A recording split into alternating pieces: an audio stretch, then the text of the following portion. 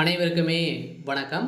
சற்று முன் கிடைத்திருக்கக்கூடிய ஒரு மிக மிக முக்கியமான செய்தி ஒன்று வெளியாகியுள்ளது.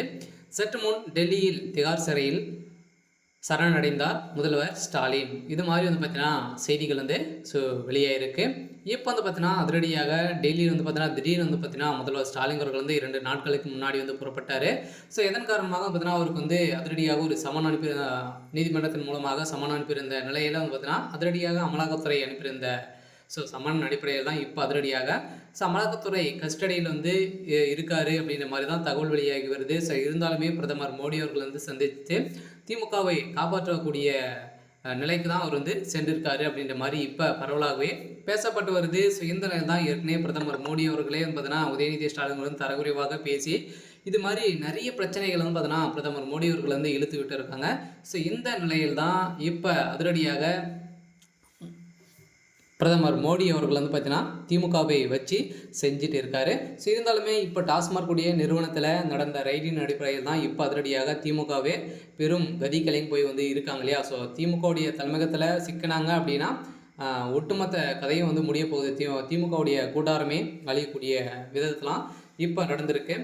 இதை பற்றி இந்த வீடியோவில் நம்ம முழுமையாக பார்க்கலாம். அதுக்கு முன்னாடி நம்ம சேனலுக்கு இப்போ தான் நீங்கள் முதல் முறையாக வந்திருக்கீங்க அப்படின்னா மறக்காமல் நம்மளுடைய சேனலை சப்ஸ்கிரைப் பண்ணி சப்போர்ட் பண்ணுங்கள்.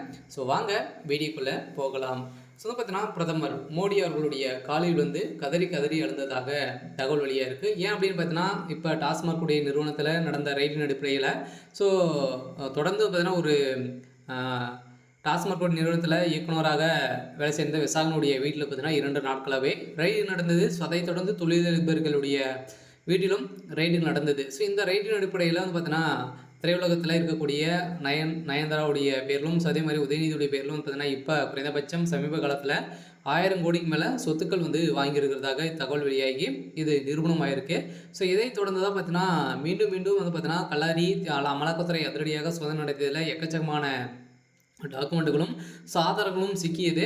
இந்த ஆதாரத்தின் அடிப்படையில் தான் அதிரடியாக மீண்டும் மீண்டும் சோதனைகள் ஏற்பட்டு வருது.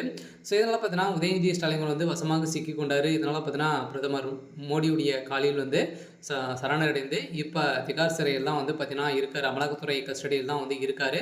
இருந்தாலுமே இப்போ என்ன நடக்க போகுது அப்படின்றத யாருக்குமே தெரியல. திமுகவுடைய ஆட்சிக்கு ஒரு மிகப்பெரிய கேள்விக்குறியாகவே வந்திருக்கு. இருந்தாலும் பிரதமர் மோடியுடைய கீழே தான் அவருடைய கட்டுப்பாட்டில் தான் பார்த்தீங்கன்னா இயங்க போகுது. இருந்தாலுமே பிரதமர் மோடி போட்ட உத்தரவின் அடிப்படையில் இப்போ திமுக கூடாரத்தை ஒட்டுமொத்தமாக அழிக்க போகிறாங்க. சில பார்த்தீங்கன்னா திமுக இருக்கக்கூடிய முக்கிய புள்ளிகளாம் அடுக்கடுக்காக குண்டோடு பார்த்தீங்கன்னா அதிமுகவில் இணைய போகிறதாகவும் ஒரு தகவல் வெளியாகி வருது. சரி, ஓகே. இன்னைக்கான அப்படின்னு பார்த்தீங்கன்னா இதுதான். மறக்காமல் நம்மளுடைய சேனலை சப்ஸ்கிரைப் பண்ணி சப்போர்ட் பண்ணுங்கள். தேங்க்யூ.